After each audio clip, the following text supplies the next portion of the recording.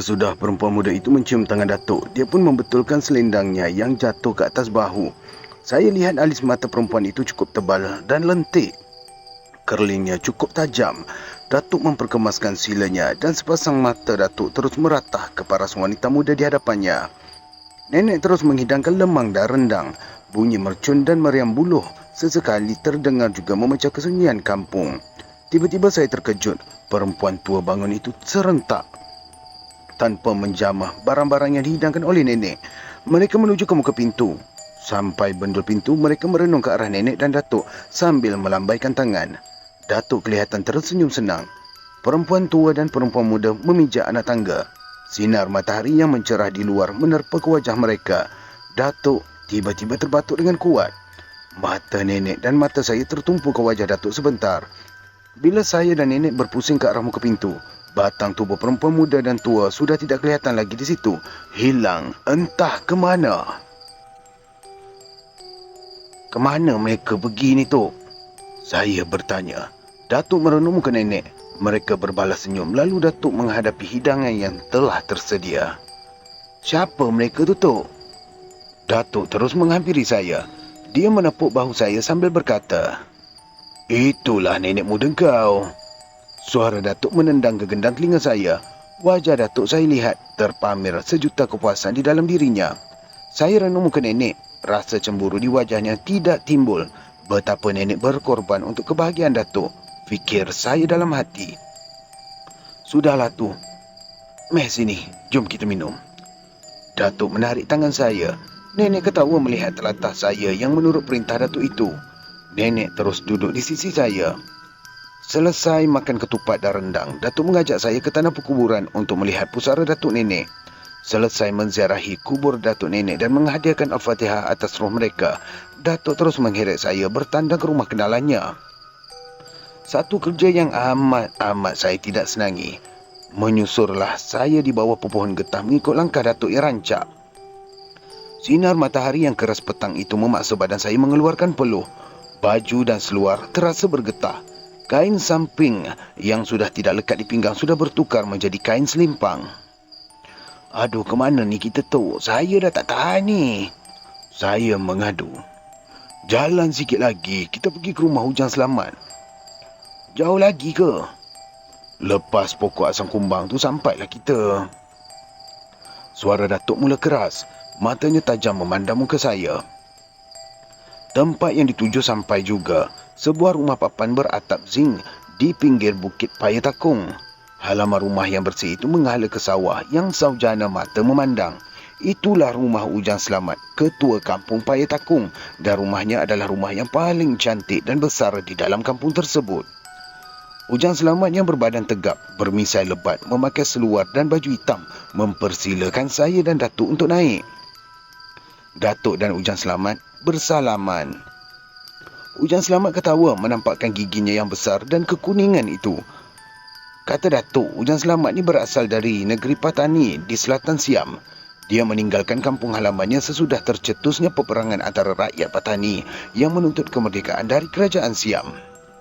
Dalam pertempuran itu, banyak rakyat Patani yang tewas ditawan oleh tentera Siam. Ujang Selamat berjaya melarikan diri hinggalah sampai ke kampung Paya Takung.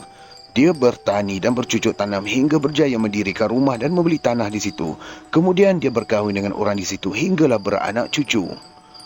Sedangkan saya dan Datuk Asyik menjamah lemang. Tiba-tiba rumah Ujang Selamat didatangi tetamu. 5 orang kesemuanya.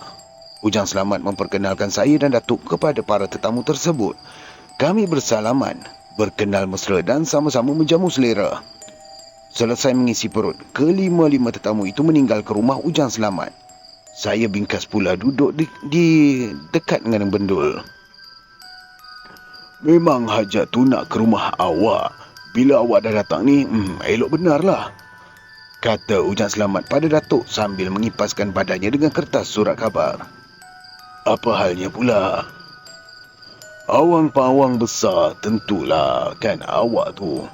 Mestilah tahu atau dapat tanda-tanda. Saya ni bukannya pawang, saya cuma berusaha untuk menolong. Okeylah, begini. Ujang Selamat memperkemaskan silanya. Perut gendutnya yang bertapis itu bagaikan bergerak-gerak. Angin dari tengah wawah terasa menyapu wajah. Maafkan saya, angin dari tengah sawah terasa menyapu wajah. Datuk termenung panjang. Saya lihat daun telinganya bergerak 3 kali ke hadapan, macam telinga arnab. Mata dan muka Ujang Selamat ditenungnya. Ada saudara mara awak yang sakit? Tanya Datuk. Semalam, ada orang dari parit mencari kalau ada orang yang boleh mengubat anak dara dia yang berperut buncit. Tidak, dia sakit. Biji mata Ujang Selamat terbeliak memandang wajah Datuk. Saya sandarkan badan ke dinding, matahari pula kian condong. Kaum awak ke Ujang? Soal Datuk. Adalah kena-mengena dengan bini saya. Jadi, apa ikhtiar kau? Minta jasa Tok Pawang lah untuk mencari orang mengubatnya. Ataupun Tok Pawang sendirilah usahakan. Datuk terdiam. Saya tahu Datuk tidak berapa senang kalau dia dipanggil Pawang ataupun Bomoh. Itu bukanlah cita-citanya. Tetapi kalau dipanggil pemburu atau Tok Guru, dia memang tidak menolak. Dia megah kalau ada orang yang memanggilnya demikian. Datuk termenung panjang. Saya memanglah tidak begitu gembira kalau Datuk memenuhi permintaan Ujang Selamat itu. Tetapi sesiapa pun tidak dapat menahan sikap terpuji Datuk yang suka menolong orang itu. Di luar, matahari mula condong. Tanah sawah yang sudah ditumbuhi rumput padi sudah tidak berapa jelas kelihatan. Burung pipit terbang rendah menuju ke pohon yang memagari batas sawah. Bagaimana? Soal Ujang Selamat. Sebaik saja kami sampai di kaki tangga, Datuk terdiam. Ujang Selamat masih lagi berdiri di tepinya. Memang, Ujang Selamat minta kata pasti dari Datuk. Kena tengok jugalah macam mana jenis penyakitnya tu. Bila agaknya kita boleh pergi? Ujang, usahlah kau susah. Pagi esok kita pergi dengan bas, ya? Baiklah. Suara Ujang Selamat dibungai kegembiraan. Malam itu Datuk menceritakan pada nenek tentang hasratnya untuk menolong orang sakit. Nenek membantah dengan alasan, sejak akhir-akhir ini, setiap kali Datuk pulang dari mengubati orang, dia pula yang akan diserang sakit, hinggalah terpaksa menjemput isteri mudanya. Dan hal begini tidak berapa digemari oleh nenek. Sebagai seorang wanita, walau sebaik mana hatinya, rasa cemburu itu tetap wujud di dalam dirinya. Akhirnya, nenek mengalah juga bila Datuk menerangkan bahawa di dalam hidupnya 2 perkara sahaja yang boleh menggembirakan hatinya. Pertama, memburu binatang. Dan yang keduanya, menolong orang sakit dengan tidak membelakangi kasih sayang dan tugasnya sebagai seorang suami terhadap isteri. Seperti biasa, sebelum Datuk pergi ke suatu tempat untuk mengubati orang, dia akan melakukan sembahyang hajat. Mohon restu dari Allah yang Maha Besar. Dan malam itu Datuk pun melakukan sembahyang hajat. Dan pada pagi esoknya, saya, Datuk dan Ujang Selamat bertolak dengan bas menuju ke Parit. Dari pekan kecil itu kami menaiki perahu menyeberangi Sungai Perak menuju ke sebuah kampung. Belanja Kiri namanya. Dari pengkalan perahu kami berjalan arah utara menuju ke sebuah rumah yang dikelilingi dengan pokok buah-buahan seperti durian, langsat, manggis dan rambutan. Ujang memperkenalkan Datuk dengan Haji Azhar, iaitu tuan rumah. Dan Ujang Selamat menyatakan tujuan dan maksud Datuk datang ke rumahnya. Haji Azhar yang berkulit putih berambut jarang itu tersenyum. Dia mempersilakan kami naik ke rumahnya. Kami pun naiklah ke rumahnya. Kami duduk di bahagian anjung rumah. Haji Azhar terus menyatakan rasa putus asanya untuk mengubati sakit yang dideritai oleh anaknya. Sudah berbelas ekar tanah bendanya dijual. Sudah berpuluh dukun Siam, Cina, Gorka dan orang asli ditemui untuk mengubati sakit anaknya, namun semuanya gagal.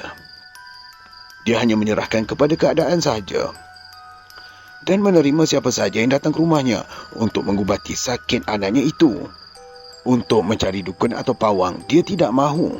Dia benar-benar kecewa. Datuk meminta izin pada Haji Azhar untuk melihat si sakit. Dengan rasa rendah hati, Haji Azhar membawa saya dan Datuk masuk ke dalam bilik anaknya.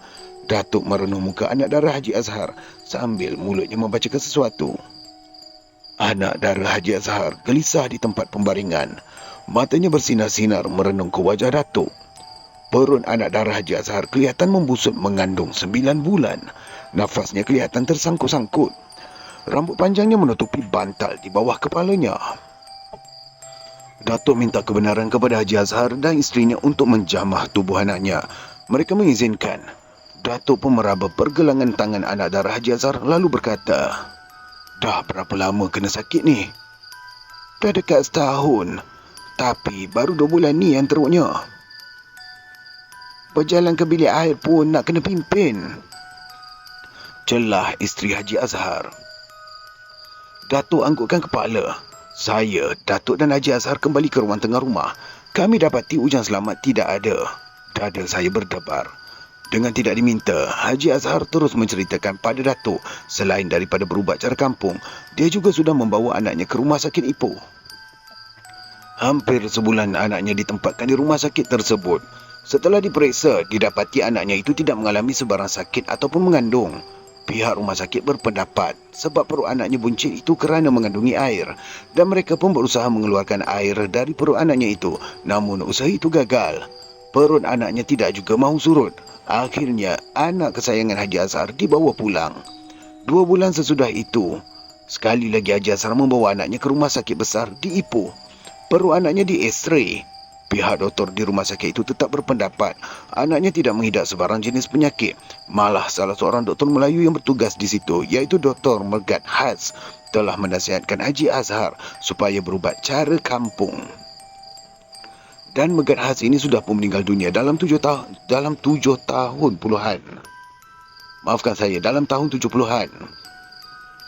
Semua yang diceritakan oleh Haji Azhar itu didengari oleh Datuk dengan cukup teliti.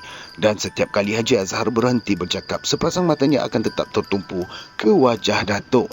Seolah-olah dia mengharapkan sangat-sangat Datuk dapat menyembuhkan penyakit yang dideritai oleh anaknya itu. Siapa nama anak Tuan Haji itu? Latifah. Dulu ni dia pernah tak dipinang orang ataupun ada menaruh hati pada sesiapa ke? Menaruh hati tu saya tak tahulah. Tapi orang meminangnya memang ada. Jadi bertunang tak? Oh tak, sebab saya tolak. Sebab dia belum masanya lah kan. Datuk anggukkan kepala 2-3 kali. Sesekali Datuk merenung keluar ikut tingkap rumah yang terdedah. Kemudian Datuk memberi janji pada Haji Azhar untuk berikhtiar mengubati anaknya. Dengan syarat Haji Azhar harus menyediakan buah pinang merkah di pokok, daun delima dan tulang kucing hitam. Dengan pertolongan Ujang Selamat, semua benda-benda itu dapat diadakan. Lebih kurang pukul 10 malam, Datuk pun mula menjalankan tugasnya dengan penuh teliti. Sedang Datuk membaca mantra, tiba-tiba seketul batu melayang masuk ke dalam rumah, jatuh di hujung kepala anak dara Haji Azhar. Dengan sekali mata saja, batu kecil itu mengeluarkan asap yang berkepul-kepul penuh satu ruang rumah. Semua orang di dalam rumah itu habis terbatuk. Datuk bangun, lalu membuka kain lilit kepalanya. 2-3 kali dia mengibaskan kain lilit kepalanya ke kanan dan ke kiri. Asap itu berhenti dan batu itu pun gaib. Tempat batu itu jatuh nampak berlubang dan hangus. Datuk berhenti dari meneruskan kerjanya. Nampaknya sakit anak Tuan Haji ni dibuat dengan cara sihir. Ada orang dendam dengan keluarga Tuan Haji ni. Ini semua kerja syaitan. Rungut Datuk sambil merenung muka Haji Azhar. Orang yang membalas dendam ni bukan kepalang orang. Saya minta dirilah untuk mengubatnya, sambung Datuk. Muka Haji Azhar berubah. Saya perhatikan kedua belah kelopak matanya digenangi air jernih. Anaknya yang terlentang kelihatan resah dan badannya berpeluh. Datuk menarik tangan Haji Azhar ke sudut rumahnya. Datuk merapatkan mulutnya ke telinga Haji Azhar. Tunggu dulu. Kita ikhtiar cara lain malam esok. Bisik Datuk. Saya mengikut saja asalkan sakit anak saya ni baik. Saya tahu sakit anak Tuan Haji ni bukan sebarang sakit. Dia ada campur dengan kerja syaitan. Habis apa yang mesti saya buat? Bersabar dan berikhtiar. Dalam malam ini, yang maha berkuasa adalah Allah dan tidak ada penyakit yang tidak boleh diubati kalau diizinkan Allah. Mendengar cakap Datuk itu, Haji Azhar tersenyum. Masih ada harapan untuknya berusaha. Ujang Selamat juga memberi harapan yang begitu kepada Haji Azhar. Sepanjang malam itu, saya dan Datuk tidak dapat tidur dengan cukup lena kerana bermacam-macam bunyi yang kami dengar di luar rumah Haji Azhar. Bila hal itu diceritakan pada Haji Azhar pada esoknya, dia mengakui bahawa sejak anaknya jatuh sakit, bunyi begitu memang selalu didengari. Datuk membuat keputusan untuk pergi ke rumah kawannya di Sungai Rokam, iaitu di Ipoh. Menurut Datuk, kawannya itu berasal dari Bawean dan boleh mengubati sakit yang dialami oleh anak Haji Azhar itu. Dengan daya usaha Ujang Selamat, Datuk pun bertolak ke Ipoh dengan sebuah kereta kepunyaan anak buah Ujang Selamat. Datuk meninggalkan kampung belanja kiri di tepi tebing Sungai Perak itu kira-kira pukul 8.30 pagi. Dan pukul 5 petang dia pun pulang dengan seorang wakil yang berbadan kurus. Ini kawan saya, namanya Wan Si. Dia ni dah 2 kali ke Mekah. Datuk memperkenalkan kawannya pada Haji Azhar dan orang-orang yang menyambut kepulangannya di halaman rumah. Datuk terus bercerita tentang kawannya itu pada orang ramai. Kata Datuk, kawannya itu dulu bekerja dengan kelab lumba kuda Perak. Memang handal berjudi, minum arak dan kaki perempuan. Bila dia jatuh sakit teruk, 3 bulan terlantar di rumah membuatkan dia insaf. Bila dia baik dan dari sakit terus menjadi baik dan meninggalkan kerja-kerja yang ditegah oleh Allah. Sebelum mengubati anak dara Haji Azhar, Wan Si meminta hanya saya, Datuk dan dirinya sahaja yang boleh berada di tempat yang untuk dia melakukan kerja. Semua permintaannya itu dipenuhi. Dia juga meminta pada Haji Azhar, semua kerja yang dilakukannya jangan diberitahu pada orang ramai. Satu syarat yang agak ganjil yang dikenakan oleh Wan Si. Dia minta Haji Azhar membuat sebuah pondok kecil di hadapan rumah Haji Azhar dan pondok itu tidaklah berpintu. Orang yang boleh mendiami pondok itu ialah saya, Datuk dan dirinya sendiri. Hari yang dipilih oleh Wan Si untuk mengubati ialah hari Rabu, mulai pukul 1 tengah hari. Sebelum itu, kami tidak dibenarkan menemui sesiapa pun selama 5 jam. Kami tidak boleh memijak tanah, tidak boleh buang air kecil maupun besar. Suatu kerja yang cukup seksa saya rasakan. Kerana Datuk mahu saya mengenali berbagai ragam kehidupan yang ganjil atas dunia ini, saya terpaksa jugalah mematuhinya. Tengah hari Rabu, matahari sudah agak tergelincir dari ubun-ubun kepala.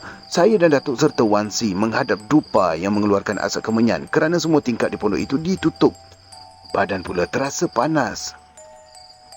Sedia, kata Wan Si yang sebaya dengan usia Datuk. Dia pun mula bercakap dalam bahasa Bawean. Terlalu cepat cakapnya. Dia berhenti lalu merenung pada Datuk dan menganggukkan kepala. Datuk juga angguk kepala. Datuk menghampirinya.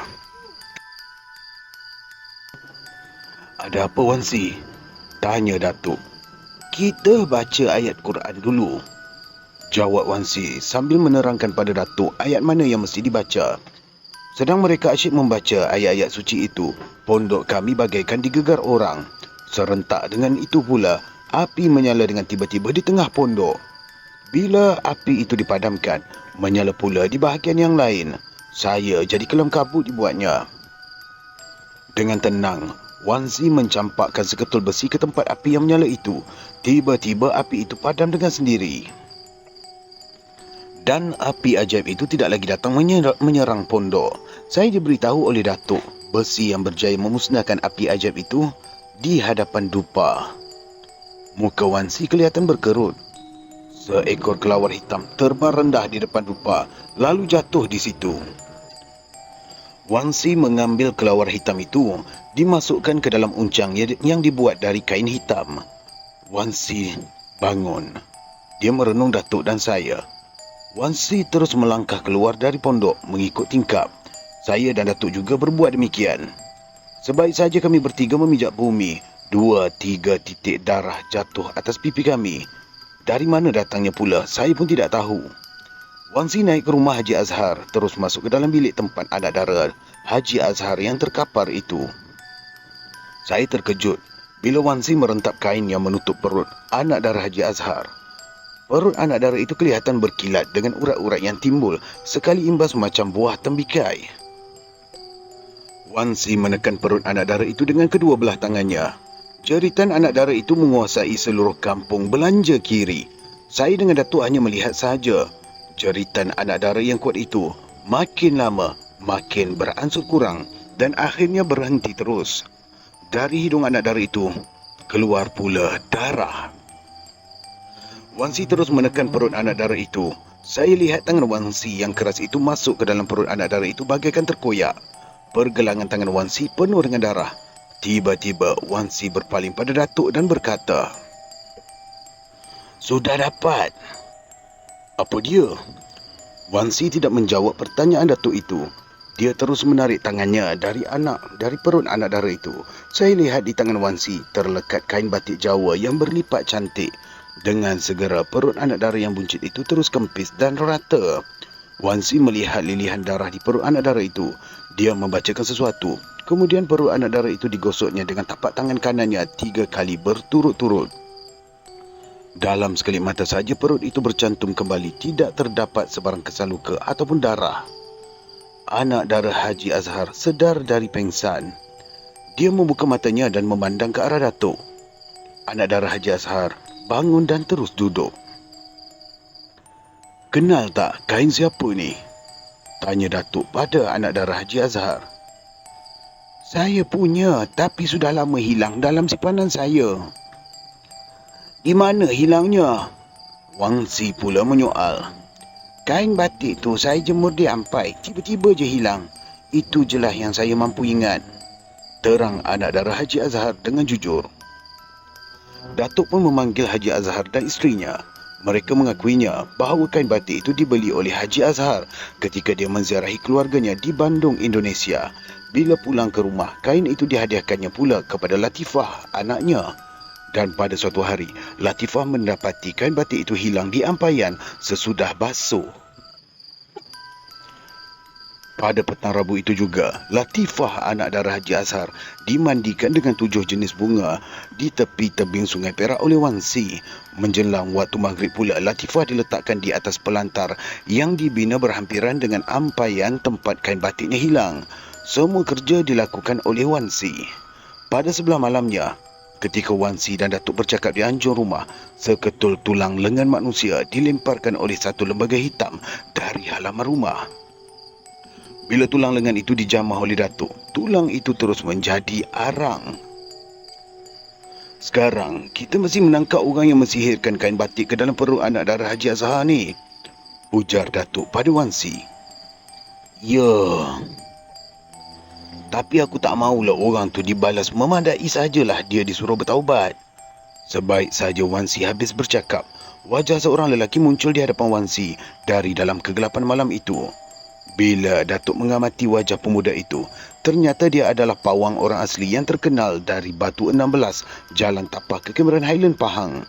Wajah lelaki yang bengis itu kelihatan mengeluarkan asap dan melangkah mahu menerkam ke arah Datuk dan Wan Si.